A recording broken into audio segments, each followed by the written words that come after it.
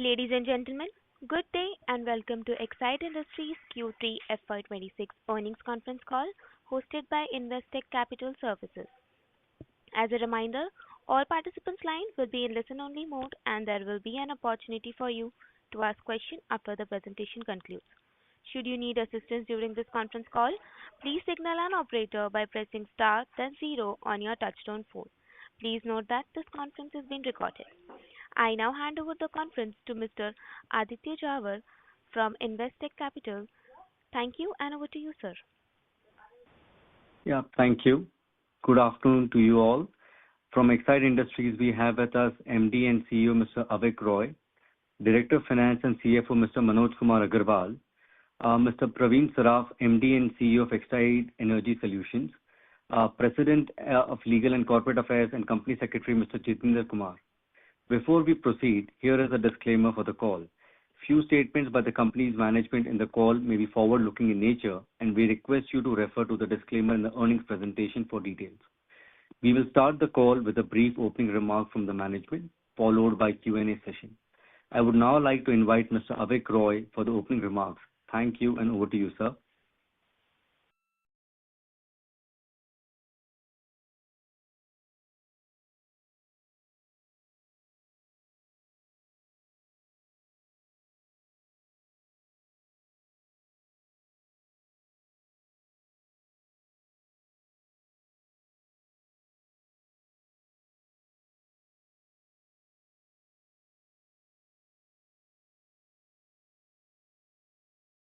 And the board of Exide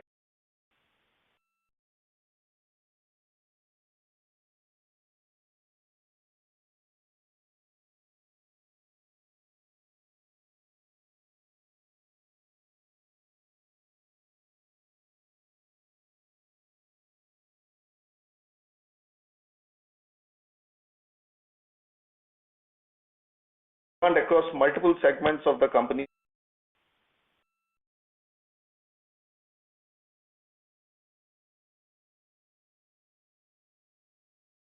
Commodity prices hotting up, we decided not to take price correction for the end consumer to benefit.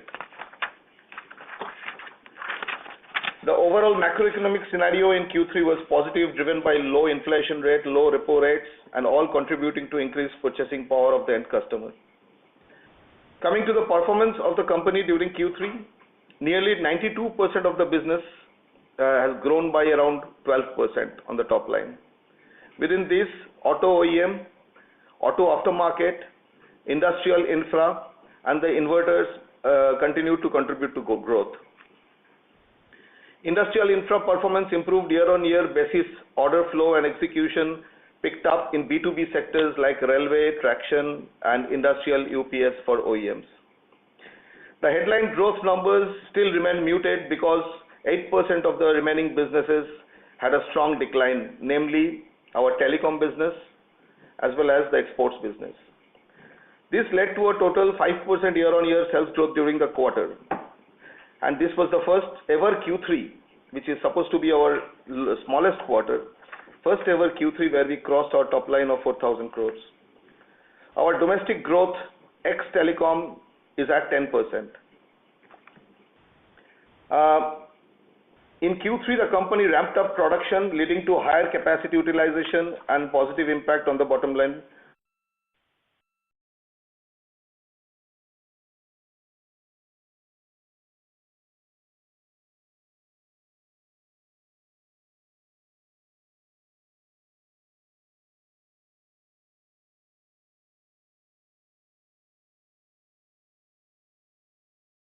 Cost pressures continued due to increase in raw material prices, especially the metals we use for our alloys, silver, tin, copper, and sulfur for sulfuric acid. They were at near their all-time highs. Weakening of rupee against dollar added further pressure to the input costs. However, all our cost excellence projects helped improve the gross margin by 175 basis points on a sequential quarter basis. Despite this, the company was able to maintain the year-on-year EBITDA margin at 11.7% for Q3, buoyed by strong volume growth, improved product mix, better realization, and benefits accruing from the various cost excellence projects. All the above efforts have resulted in expanding the EBITDA margin on a sequential quarter basis by 220 basis points. Our adjusted pre-tax profits, if I take out the one-time impacts of both last year's quarter 3 and this year's quarter 3, is at plus 12.8%.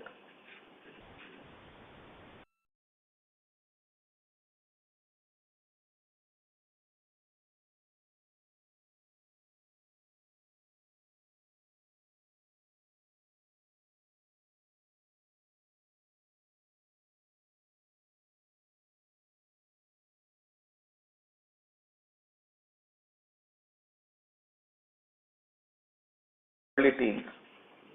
This momentum is, looking at the January numbers, this momentum is expected to spill over into Q4 as well.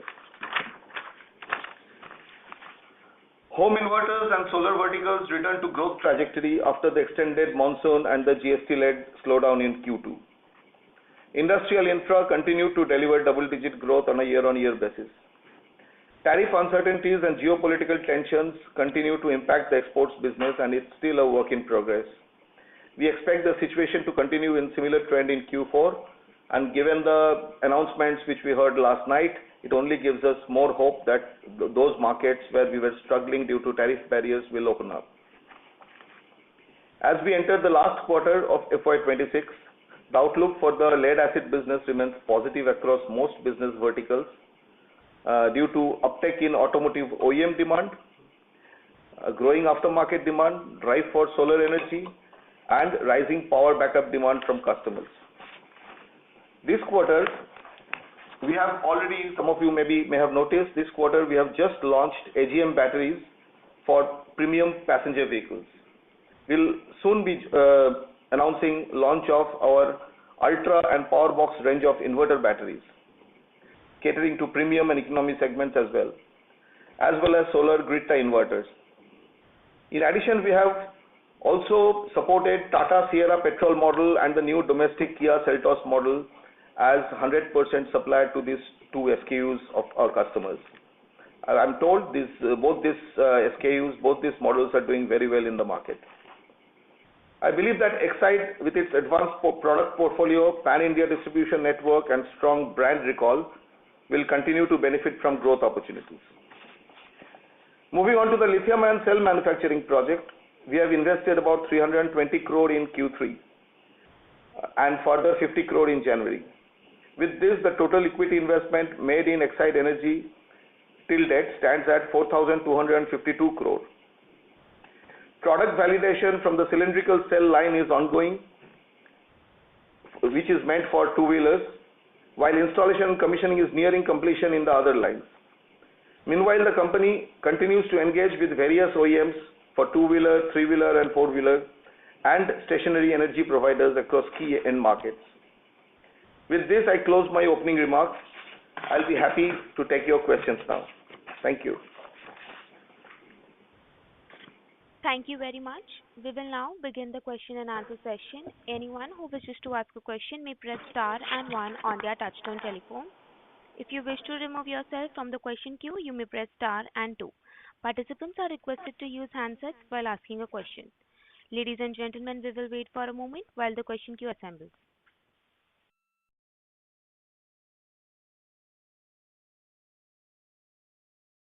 The first question is from the line of Siddharth from Nomura. Please go ahead.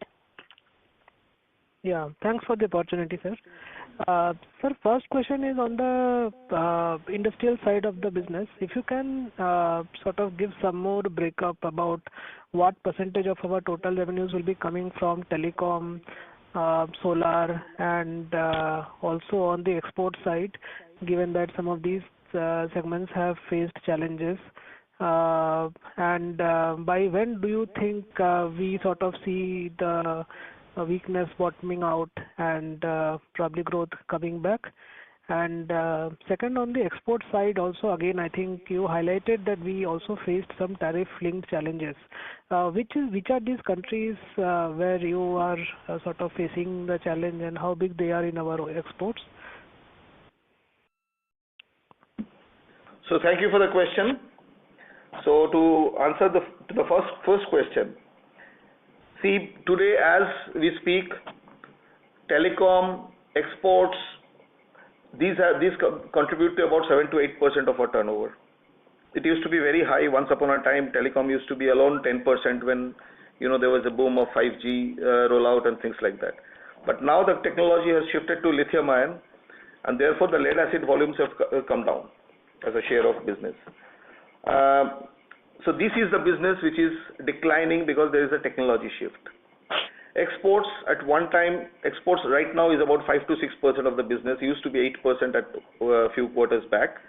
And this is basically some of the markets we just simply had to reduce our supplies because of all this geopolitical tension. We know some of our Central Asian markets, we were impacted because of the geopolitics. And we developed certain products, some premium products for the developed market like US and Europe, which didn't pick up because of the barriers. But with the announcements what we heard yesterday, we know that yes, our customers, our distributors are ready, our product is ready. We can very soon ramp up those supplies once we see the finer details of the new tariff announcements. You wanted to know how much is the industrial part of the business. I must tell you, I can tell you in quarter 3, the industrial UPS business has grown by about 13%, both trade and aftermarket, trade and OEM put together. Solar has grown also single digit, but solar had a negative growth in quarter 2, so they have at least come back, I can see. On a 9-month basis, solar is still at 12%. Railways and motive power, they are doing extremely well. They have both grown double digit. So infra business, if I take telecom away, is still at double digit growth. And regarding exports, as I said, few quarters back last year, we developed, homologated a lot of new premium products for Western market for both Europe and US. Which the sales did not pick up immediately because of the uncertainties. But now it has bottomed out, I would like to feel. Because we have also found out new partners and new geographies in the meantime. And actually this tariff-led disruption helped us to find out new countries and new partners, new distributors in other parts. And in Europe, we found out a new partner with whom we have an exclusive arrangement, which we might make public very soon. And in US also, with this announcement of yesterday, I think this is a great boost for us, and this makes the team energetic because the products were just waiting to be exported. We'll find out a way to increase the exports. Next year's budget, next fiscal year budgets of exports looks quite robust, particularly because of the low base of this year. And there will be substantial incremental growth coming from exports. Thank you. Got it, sir. To follow up, sir, solar contribution of the revenues also, if you can highlight. And second is on the commodity side. I think last few quarters we continuously have been seeing consistent increase in commodity costs, which is why we have been operating at a sort of lower gross margin. So currently, if you can elaborate a bit more, what percentage of costs are yet to get passed on, and if we have taken any price hike till date in the current quarter, and if you can also highlight for next year what is the margin range you are targeting to achieve given the cost pressure we are seeing in the near term. Thank you. So solar at this moment is 4 to 5% of our total revenue. So that's to answer your first question. Secondly, regarding commodities, in previous couple of quarters, we have talked about antimony shooting through the roof and antimony alloy, which we largely use in our tubular batteries. They went from some $11,000 to $66,000 a ton. That has softened up in Q3. That has come down to about, let's say, 35,000, 33,000 as we speak.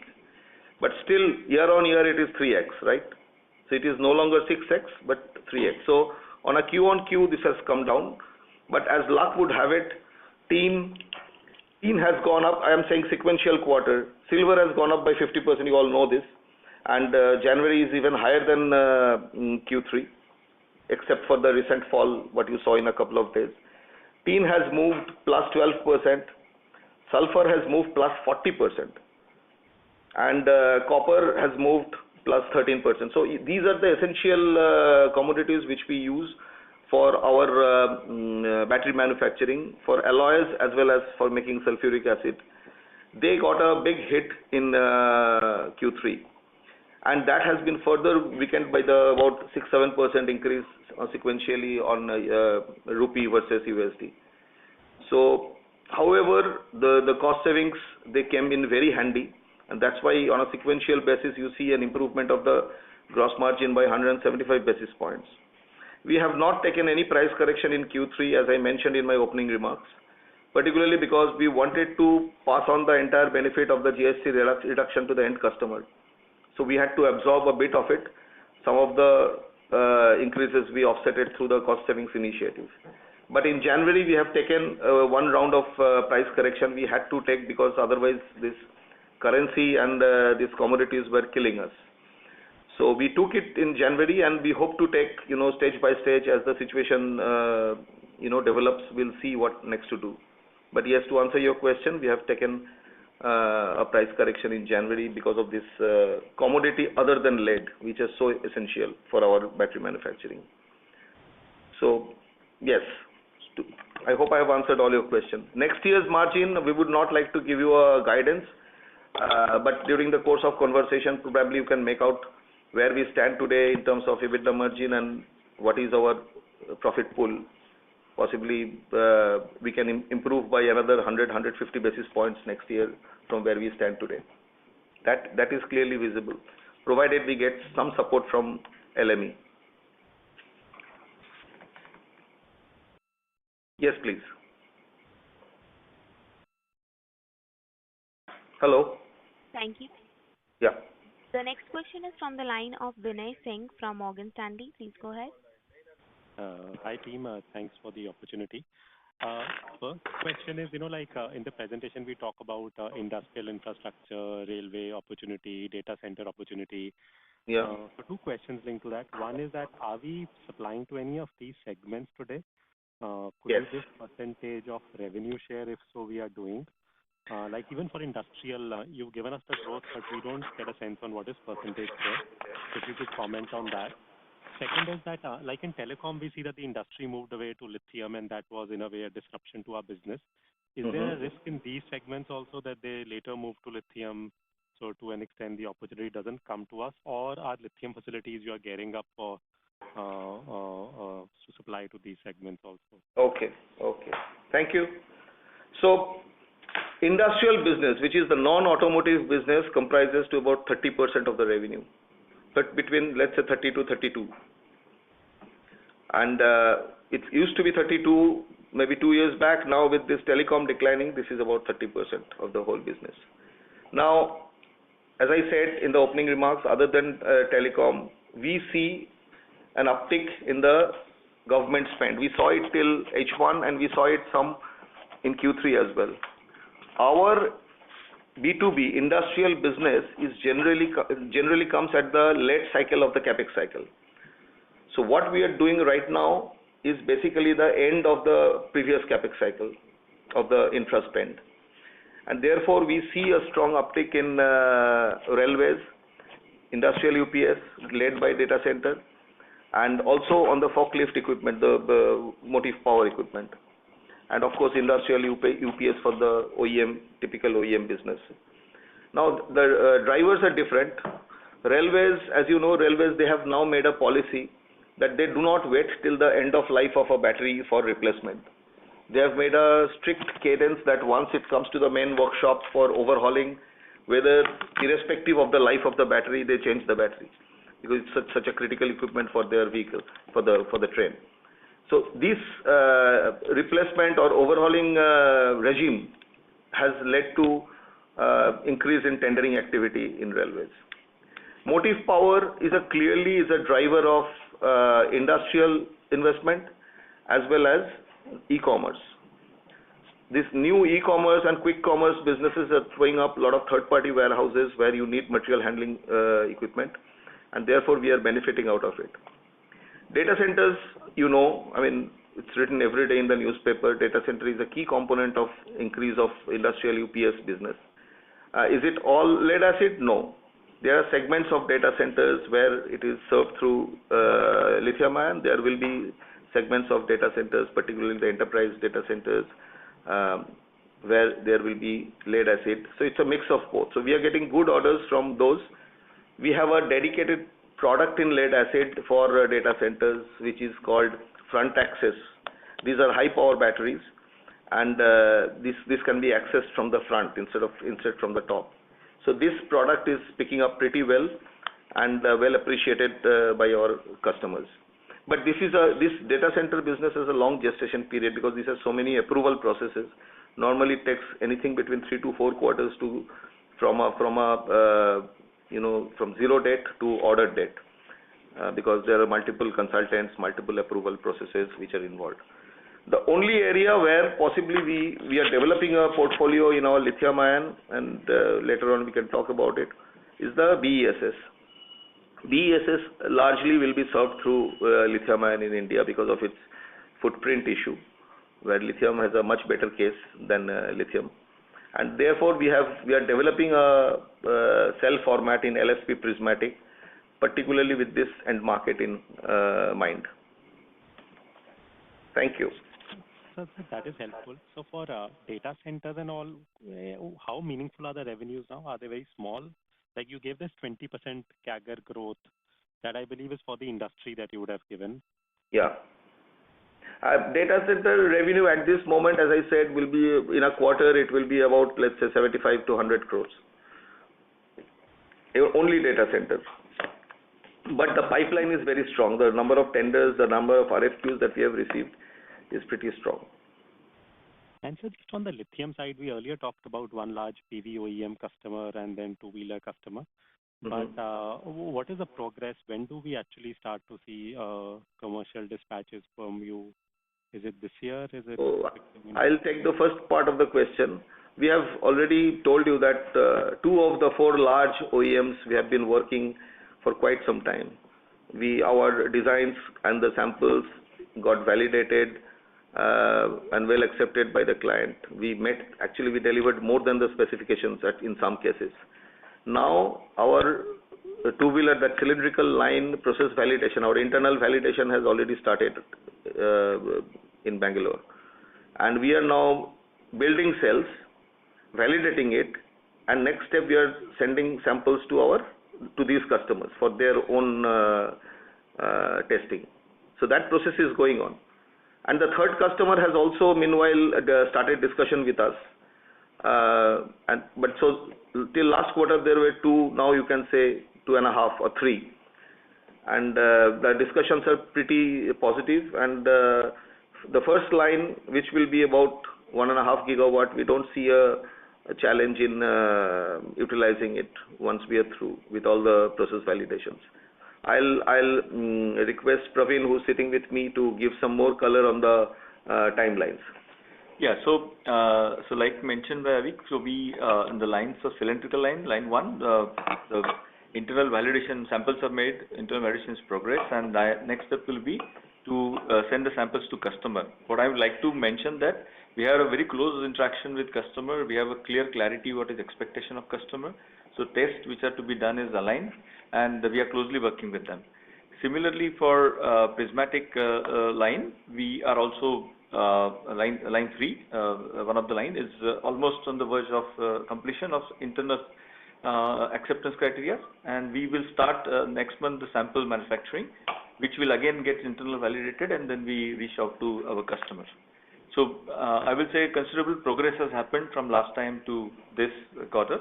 Line 4 will be our last line, so which we are planning to complete the installations and commissioning by April.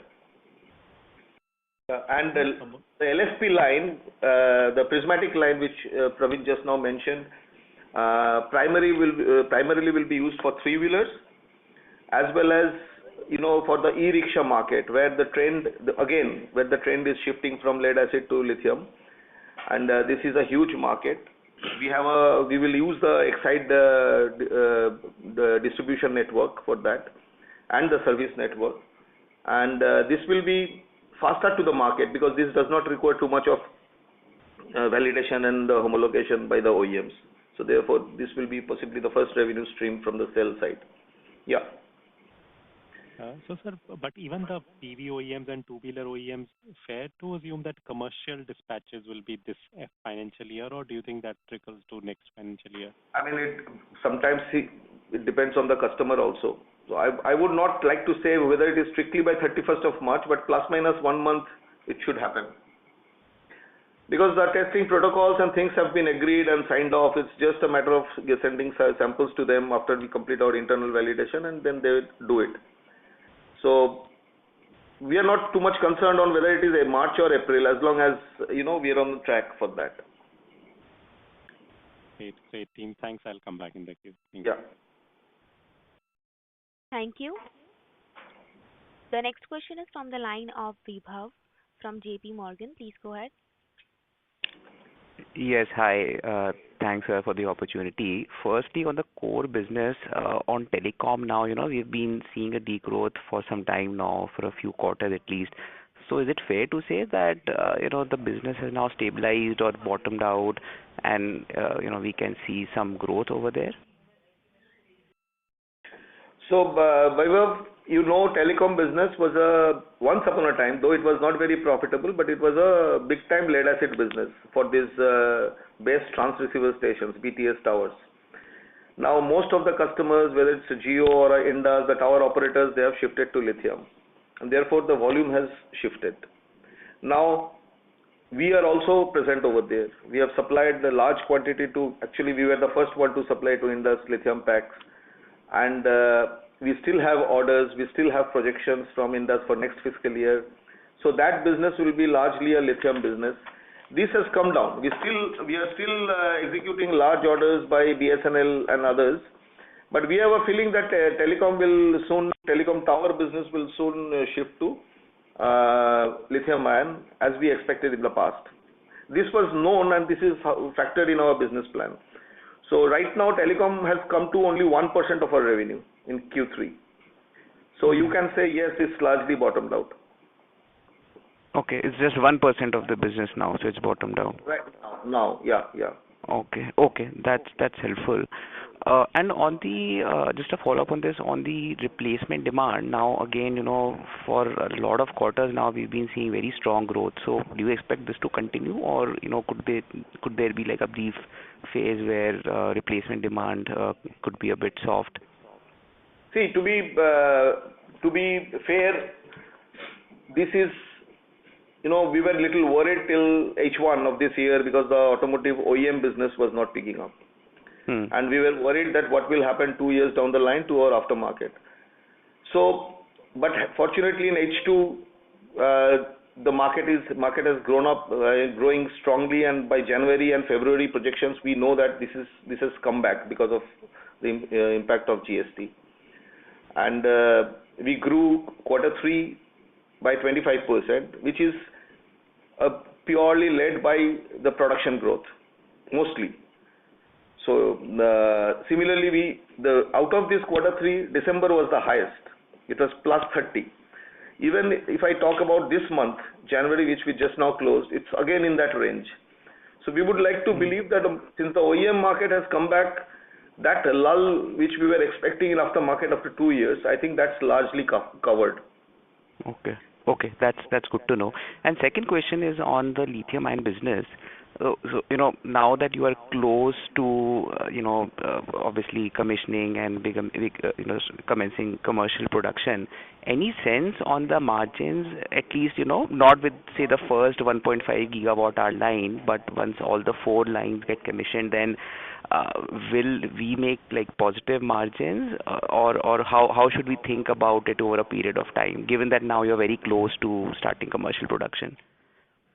I think, Vaibhav, we replied to this question in the last quarter call also. See, what we expect is that the only difference between lead acid and lithium ion is that this is largely a B2B business. And unlike lead acid, where you also have a trade component, aftermarket component. Now, here with our portfolio which we are starting, we will have a smaller share of trade business, which is the e-rickshaw, as we said, and the two-wheeler business also has some aftermarket potential. Other than that, it's largely OEM driven. Now, though I'm saying OEM, but here the OEM margins are not like, you know, the SLI batteries of lead acid. Here, this is the engine of the vehicle. So it will be lesser than the lead acid trade margins, of course, but it will be higher than the lead acid OEM business. So somewhere in between, we expect the margins to come, and we will get a lot of benefit. First of all, commodity is now indexed, and it will be largely passed through, which is de-risking the business. But secondly, when we utilize our lines to the levels where you mentioned, you know, our competitiveness and our efficiencies will actually be the driver will be the differentiator. We are we are trying very hard to improve our metal yield already on the yield in the factory. And yield and raw material sourcing, these are the two biggest driver for competitiveness. On the raw material side, we have been lucky that with our technology partner, we have been able to access their supply chain. As a result of that, we have signed a large number of master purchase agreements with the suppliers already on a long-term basis. So now, and this only comes because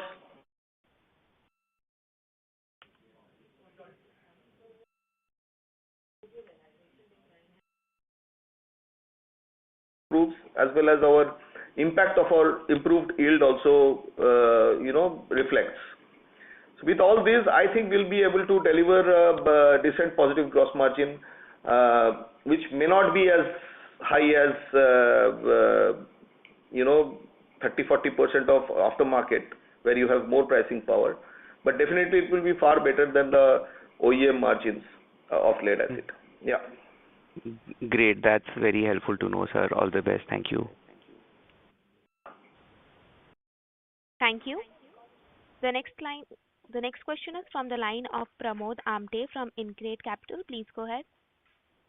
Yeah, hi. Thanks for the opportunity. Two questions. With regard to lithium, you have taken an enable resolution to further infuse equity into the business. What's the timeline you are looking for that 1,400 crores to be consumed first? Second, also related is there has been a lot of senior level exits in that business. How does it impact your operations or the medium term business profile? So to the first question, so we have in the January board meeting, we got an approval from the Exide board for infusing 1,400 crore to Exide Energy for the full fiscal year. That's the approval we got. But how much we invest in which part of the year or which part of the quarter will be decided by the need of capital. So this will be, I will hand over to Manoj to explain the utilization, and then I'll come back to the next question. Sure. Hi. So the idea of this funding, basically, as we said earlier, also to ensure that our leverage is lower in ESL. And second, as because we are going into a commissioning mode, SOP mode, so this funding is basically a mix of both payout of capex, spending capex, and to manage the working capital requirement. This is what we have kept for the next year for ESL. Thank you. So regarding the senior level exits, first of all, you have to understand this industry is a new industry, and there is a lot of, there will be a lot of poaching and migration of talents, because there is very few talent who are competent enough in this country which are available. So we are aware of that. This is not only happening with us, because we are also hiring people from other similar adjacent industries at the senior level. So whatever you have heard, something was very planned. It was already planned, and that is why you saw that the day the exit happened, the same day the successor has been announced, which only shows that we have been planning and preparing ourselves. So this is part of the leadership journey for a new industry. There will be churning happening, and there will be a lot of movement of senior leaders, because they are in demand now in the country. But like we'll have exits, we'll also have leadership entries I'm sure about it. Sure. And the similar follow-up is with, it's good to know your products are getting accepted and you are delivering better than the expected performance on the lithium-ion side. Are you now close to, and since you're also talking about gross margins, are you now close to the finalization of pricing? If that is so, how does it compare versus import? Because that's the threat which everybody was looking at. It's very difficult to make money versus the import pricing. Would you give some color in terms of the pricing negotiation with the customers, how they are looking at it? So I told you in the last quarter, I think this question again came up, and I will repeat the answer which I gave. It's a bilateral negotiation. There is no standard formula. Whether it is import parity, whether it is cost plus, it's a mix of both. So it varies from customer to customer, and this is an ongoing process. I will tell you. Only thing is that we have some temporary. We have to look at it, but we have to see that the imports. We just heard that the imports are getting little costlier because of withdrawal of certain duties by China. Yeah. This will have a positive impact on us because at least it will help us to reach import parity faster than we thought. The percentages you were aware, so I'm not mentioning. So to that extent, but I would like to believe that for Indian supplier of cells, for the OEM customers, it will not be the price factor only. I strongly believe having a local supplier with big capabilities and helping me to receive the material on daily basis or thrice a week basis and then operate at a 24-hour or 48-hour inventory. This is a great value for any OEMs. We have seen in our other lead acid OEM business that they operate, they sit in our factory and take every day's quota. So this kind of value cannot be delivered by import because there you have to keep minimum 3 months to 4 months of inventory. And when you do that, first is there is a risk of quality because you can see surprises after 2 months when you start using that product, number one. Secondly, also the volatility of the valuation of the inventory. Because the lithium prices are fluctuating so much, you may be sitting with a high cost inventory for 3 months and suddenly realize that after 3 months the prices have fallen. So these are the values I would like to believe that our OEMs will still see in a local supply, which can be largely solved by people like us. Yeah. Sure. Thanks and all the best. Thank you. Before we take the next question, a request to all participants to please restrict their question to 2 per participant. For more questions, please rejoin the queue. The next question is from the line of Raghunandhan from Nuvama Research. Please go ahead. Thank you, sir, for the opportunity. Firstly, can you indicate how much was the price increases taken in January? We hear from dealers that there was a 2% price hike taken. And post the price hike, is there still any under recovery? Yeah. So you're right. We have taken a 2% price hike in January. Right now, as we see, because it's 2 days back, the metals have crashed. We do not know. Nobody knows the impact unless you cross the bridge. So I cannot forecast what will be the percentage recovery going ahead. But in December, we were thinking that, we'll be able to pass on the whole increase in January, which could not happen because this is also a function of competitive strategy. So, but we passed on 2%, and we'll gradually see how we can pass on the remaining impact. But to assess that impact, the metal prices need to stabilize. Thank you, sir. Can you indicate for investors, you are looking at a positive growth in the upcoming quarter. Can you broadly indicate the revenue share of inverters? Yeah, see, as a share, obviously, by inverters, it's a season time. The season picks up mainly from March and moves to July, unless there is an early summer onset this year, which I cannot predict.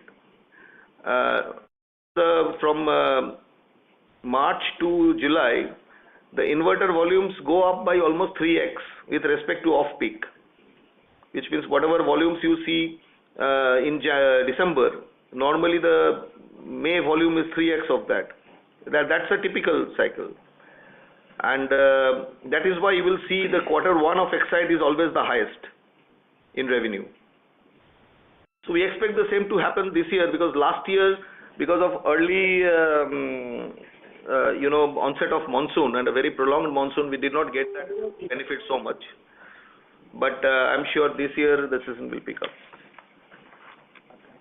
Understood, Normally in a season time, the share of inverter is about 25% of our revenue. Got it, sir. And on a full year basis, would it be like 15 to 20% broad range? Yeah, you are right.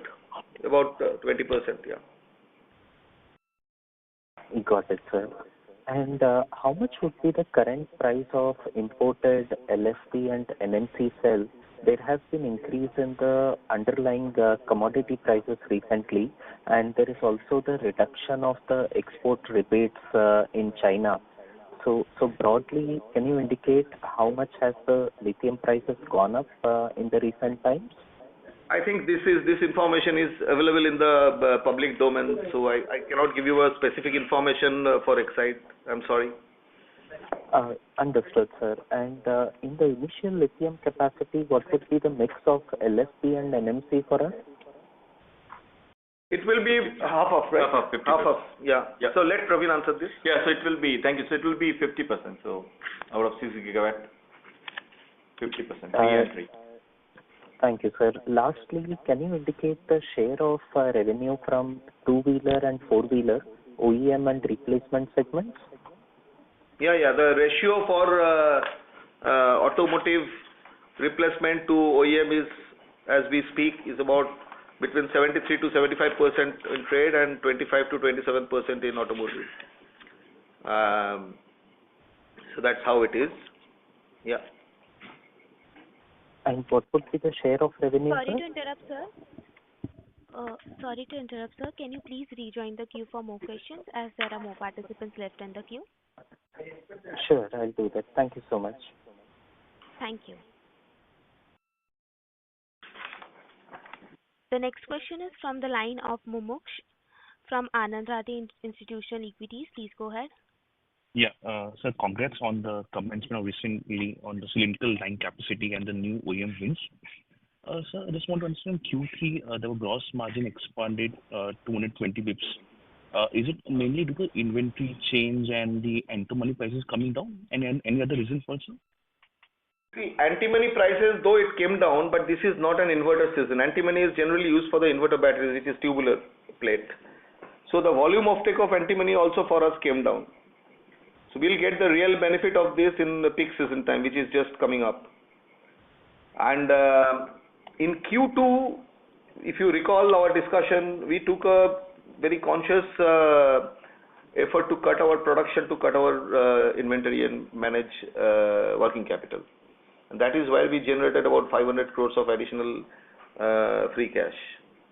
So we are more or less at the same level of inventory at Q3 end also. Because Q3 the production went up and therefore the working capital requirement also went up. Maybe marginally higher. So that played out on the gross margin for this quarter, right, sir? Yes. Got it, sir. So on the RM side, if you can help us, what could be the RM mix cost for some of the key elements like tin, silver, sulfur, copper, sulfuric acid? If you just broadly help us understand what kind of RM mix they contribute to us, sir. So I should not be giving you the exact percentages, which is little technical, and but I can tell you, tin, silver, sulfuric acid is required across the whole revenue base, because that's the lead acid battery, right? It's required for all kinds of batteries. So 100% revenue coverage, you need sulfuric acid. For tin, silver is required mainly for our automotive batteries, where the growth is higher, but at the same time the commodity cost is also increasing. Antimony is required for our tubular plate, which is our inverter battery, where the prices are softening, but it's also the off-peak season. So I think this is the best that I can share with you at this moment. Got it, sir. Finally, what would be the battery packs revenue and anything on the capex for this year and next year, sir? So I'll leave this to Praveen to answer battery packs. Yeah. 98 crores. Yeah. So it is 100 crores right now.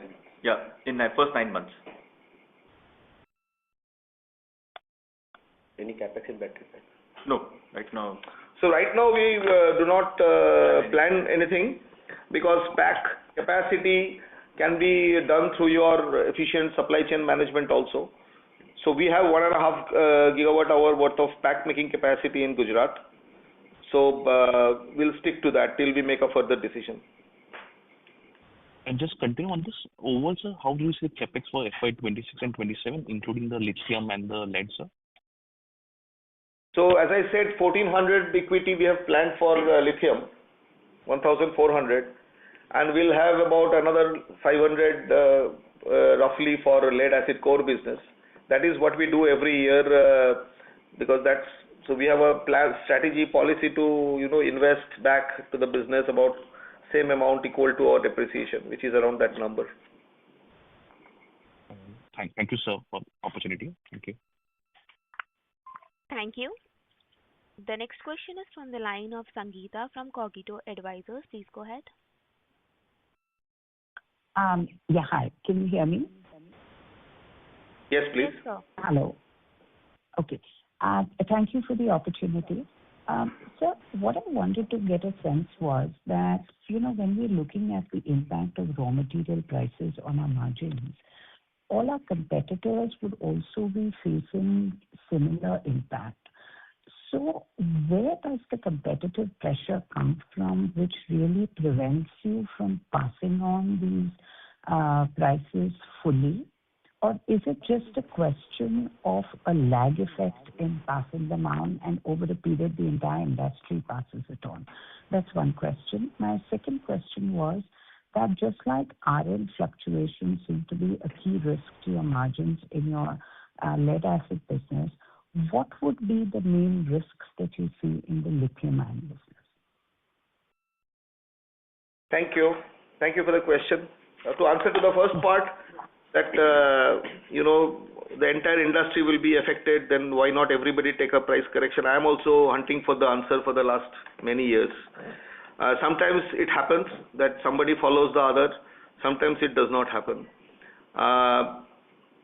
Because I think both the sales forces are fighting for the shelf spaces on the counters of the distributors or dealers or sub-dealers. So possibly this has not happened. But if you see the history, Exide has always been the first one to take the price correction, at least for the last 5 years that I have been in the industry. And irrespective whether someone follows or not, we used to pass on and we never took unless there was a cost pressure. That's clear. So wherever there was a cost pressure, we were the first one to announce price increases, and the secondary checks reveal that. So what kind of commodity risks you see in lithium-ion? See, lithium-ion, as I mentioned, is largely a B2B business. Like in our automotive OEM, the prices are largely indexed. So our main problem of cost push comes in the trade market in terms of input increase. But generally lead, at least the prime item which is lead, it is indexed through a formula with our OEMs. So similar thing will be indexed in lithium-ion also, at least for the main component, main raw material. Right. So does that mean that the margins in lithium-ion will be more stable? Should be. And if it is only material driven, then should be logically, unless there are some duty mismatch of country versus country. Some country we get duty benefit, but as far as the prime index is concerned for material, it should be same for all. Right. And so if I can squeeze in one more question, if you look at the different segments of your business, the sense I'm getting is that, a lot of the areas where you felt pressure are actually bottoming out. There are tailwinds in many of the segments that you operate in. Now, if we put all of this together, what kind of growth numbers top line growth should we look at for next year? I think on the core business, we will fight very hard, but I can see the market will give us opportunities to grow at a very high single digit to early double digit for sure.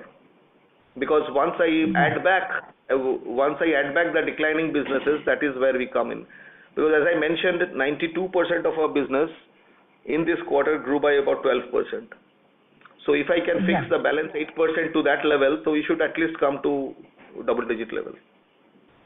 Okay. Thank you. Thank you very much. Thank you. The next question is from the line of Preet from Incred AMC. Please go ahead. Thank you for the opportunity. I just have one question. I would like to know the margin differential between OEM and aftermarket business. No, this is not in public domain. I'm sorry. But you can do your because these are stacked margins. In the channel margins also add up. So you may do your secondary checks, sir, but it's not fair for me to share this. Sure, sir. No problem. Thank you. Thank you. The next question is from the line of Sugrit D. Patil from Exide Fintrade Private Limited. Please go ahead. Good afternoon to the team.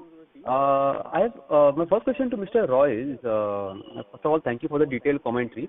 Just want to understand this beyond what was covered in the opening remarks across Exide's core lead acid business and the newer energy storage initiatives. How does the management decide where to prioritize capacity, capital, and management attention as market conditions evolve? As you track the business, what changes in customer demand, product mix, or competitive intensity typically signal the need to rebalance these particular set of things? I want to understand your view on this. So I'll give you a broader outline. Exide is in this business for the last 78 years, and it has been a market leader since then. This is not a pompous statement. I just wanted to make a point that we have a very well laid out method of allocating capital, and we have done it in the past and will continue to do that. And all these 78 years, we have been positive and we generated positive cash flow and we remain debt free, touch wood, which means we were largely funding our investment through our own accruals. So that has been our strength and that should remain our strength going forward also. Now, how we allocate capital? Of course, in the last 3-4 years, we decided, though lead acid is supposed to be a very mature technology or mature business, we should constantly look for opportunities for capacity expansion for the future and to bring out new products, and the capex should be around the depreciation amount every year for the core business. So that has been a policy, and we worked on various areas. In some areas we expanded, in some years we expanded capacity by investing, and in the last 2 years we were investing heavily on manufacturing technology to achieve cost competitiveness, cost excellence. And if you look at our last disclosures of the last few quarters, you will read more about it. So last 2-3 years we have been focusing more on manufacturing technology. We were putting up new machines to achieve cost competitiveness and quality improvement, which has largely been completed, and now we have taken the phase 2 for the next few years. The second area of capital allocation is, I think there is a noise somewhere in the background. Sorry, I'll just mute myself. Yeah. Yes, please. So the first principle was investing in manufacturing technology to gain competitiveness and quality improvement. The second area of our capital allocation is on automation, factory automation mainly. And we have been investing for the last 2-3 years in a lot of automation in our factories to improve productivity. And third is, of course, investment for tomorrow. which is the lithium-ion project. And therefore, we are very bullish on this project, that we have to be future ready. So with core business reaching its desired competitiveness in terms of capacity as well as automation, and a big equity infusion to make ourselves future ready for lithium-ion business, that has been the domain of our capital allocation. Thank you. My second question is to Mr. Agarwal. Similar question from a monitoring point of view and the outlook. Beyond the margins discussed, what are the key internal indicators you track closely, such as raw material passing through, mix shifts between automotive and industrial segments, or working capital trends to assess profitability and cash flow sustainability before these trends show up on the balance sheet? I just want to understand your point of view on this. Thank you. Thank you for the question. So see, it's a mix of everything. So we see the trend of mix also. What is the trade and OEM mix, right? How the entire metal family is going on. As we said, that entire metal family from last 2-3 quarters is, going into a skyrocket, right? And then we also see how to manage our cash. Now in Q2 also we have said the same thing because of the uncertain market, because GST2. The call we have taken in management that will not accumulate inventory but focus on cash. So in Q2 the idea was to focus on cash to manage inventory. Then we again ramp up in Q3 with the fact that entire momentum has shifted to the demand side because GST2, and hence we again move to the growth story where we talk about running the factory at full capacity, right? Again having eye on the cash management as well. So if you see our H1 numbers also, the cash management improved a lot if you compare to March. And then we monitor basis the entire metal indices to see what is the market capacity to absorb the price increase, and hence we have taken a first price increase in January also, right? So this is the levers we see. Apart from that, the huge focus on the cost optimization. So there are a lot of program goes, how can we save money, how can we optimize resources to ensure that we bring benefit into the bottom line through the cost effectiveness. That's what we do. Thank you and best of luck for the next quarter. Thank you. Thank you. The next question is from the line of Abhishek Kumar from Nesti Wealth. Please go ahead. Yeah, thanks for the opportunity. Given the move towards high density and high reliability power solutions in hyperscale and edge data, how is Exide evolving technologically to capture this opportunity? So, as I mentioned, there are multiple tiers of data centers, from a hyperscaler to a colo to an enterprise. And based on the reliability of power required, the level of redundancy of UPS is decided. And more the redundancy, which means the shorter or tighter the footprint. And the tighter the footprint means higher energy density, and therefore where lithium-ion plays a better role than lead acid. But there are all, because in those cases, real estate, it's real money. They save real estates on footprint, on reducing footprint. But there are data centers of various tiers where footprint or energy density is not an immediate value. It's the reliability of the product and performance, because the redundancy requirement is not as high as, let's say, a hyperscaler. And we see their demand coming from lead acid business for lead acid batteries, and that is where we have our what we call our EHP series, which is the Exide high power series, as we call it, and with front axis. So far we are the only one we have it in India, and it's doing reasonably well, I would say. But a lot of RFQs are also pending. So data center is not only, please don't look at only the Metas and Googles of this world. There are various data centers are coming up in various shapes and sizes and various scales. Yeah. Okay. Yes. Thank you. And is the company looking to have some kind of alliances with data center developers or cloud operators, something like that, to capture the opportunity? So we are in constant touch, but they are generally our customers. And we want to remain a supplier and not get into a partnership mode and expose ourselves more. Because if I go with one, then I have 5 other customers who might not be happy with that. So we would like to stay as a supplier to all the customers. Okay. And just last one, the Exide, how does they, in terms of competitive risk from global power solution providers, how company is trying to insulate and to defend and grow its revenue share, market share? So at this moment, you are talking about our core business or lithium ion? Lithium ion, in terms of the global power solution OEMs and UPS batteries coming to India.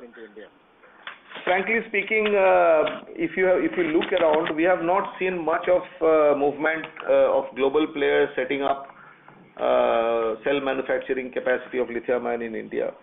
The people who have taken the maximum steps are all Indian industrial companies.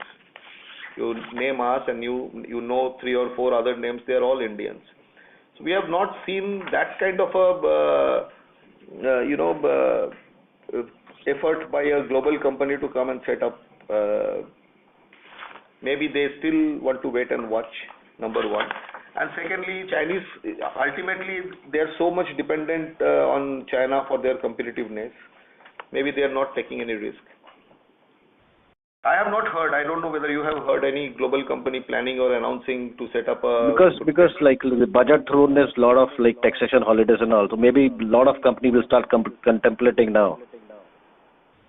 Yeah, but for lithium-ion battery, I think a lot of large industrial houses in our country have also committed their investments. So they will also receive similar kind of support, I'm sure. Okay, yeah. Thank you. That's it from my side. Thank you. I hope that was the last question. Thank you. Ladies and gentlemen, that was the last question for today. I now hand over the conference to management for closing comments. Over to you, sir. Okay.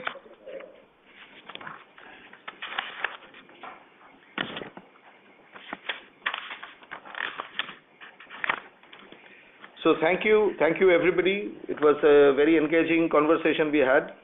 I hope we have been able to answer all your questions satisfactorily. If you have any further questions or if you would like to know more about the company, we would be happy to be of assistance.